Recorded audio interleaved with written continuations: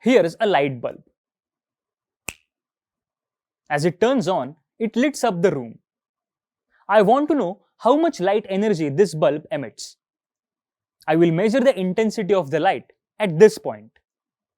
Now imagine a sphere of radius r, where r is the distance between this point and the light bulb. If I multiply the intensity measured at any point on this sphere with the surface area of the sphere, I will get the total amount of light energy emitted by the bulb. Let us replace the light bulb with the uniformly charged sphere. The sphere has the net charge Q. We want to know the strength of the electric field at this point. The point is at distance r from the center of the charged sphere. Just as we did in case of the light bulb, we will consider a point on the imaginary sphere. Now imagine a very small area around the point. Let's call it as ds. We will represent this area with area vector ds. Can you see where we are going with this? Does this remind you of the electric flux and Gauss's law? Yes. We are going to apply Gauss's law here to calculate the electric field at distance r from the center of the sphere. We call this imaginary sphere around the charged sphere as Gaussian surface. It is an imaginary three-dimensional surface around the charged object through which the electric flux is calculated. In case of a light bulb, we measured the intensity of light with a light meter. But in this case, we don't know the electric field. We want to calculate it. What we know is the net charge on the sphere, which is equal to Q. Let's see what we can do next. We can see that the electric field is radially outward in this case. We represent the electric field by vector E. This vector will be along the direction of the electric field.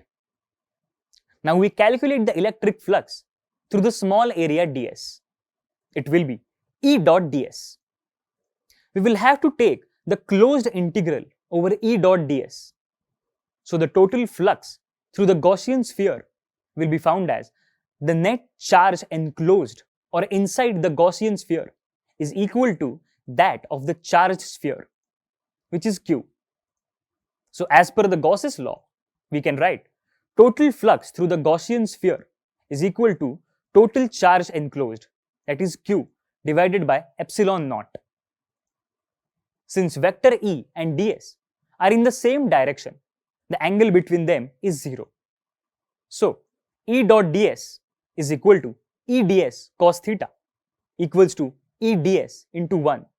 So it is equal to E ds. So we can take E out of this integral.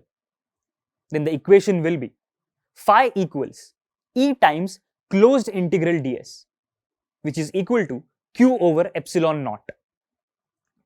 Now closed integral over ds is the surface area of the Gaussian sphere of radius r, which will be equal to 4 pi r squared. Rearranging the terms, we get the value of the electric field E as Q over 4 pi r squared epsilon naught. This is the electric field due to a charged sphere at distance r. Did you notice that the electric field due to the charged sphere is the same as that due to a point charge? Can you guess why? Well, I wouldn't give you the answer.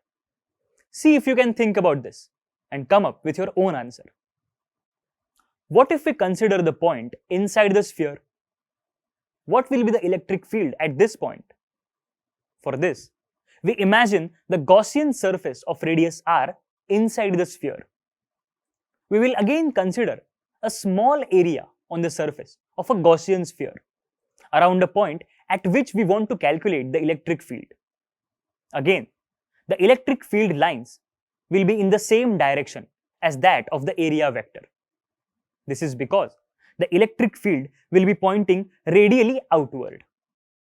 So as we did before, the total electric flux through the Gaussian sphere will be phi equals closed integral over E dot ds. This is equal to E into closed integral over area ds. This gives the total flux through the Gaussian sphere as E into 4 pi r squared. By Gauss's law, we know that total electric flux from a closed surface is equal to q over epsilon naught. So we can write the equation as shown here. Now, the most important step is to calculate the charge enclosed by the Gaussian sphere. The charged sphere has a uniform volume charge distribution. So, if the radius of the charged sphere is capital R, then the volume charge density will be total charge on the sphere divided by the volume of the sphere. That is equal to q over 4 by 3 pi r cube. Therefore, the charge enclosed by the sphere will be rho times the volume of the Gaussian sphere, which is given by the equation as shown. Substituting this value in the equation from the Gauss's law, we get the result as shown.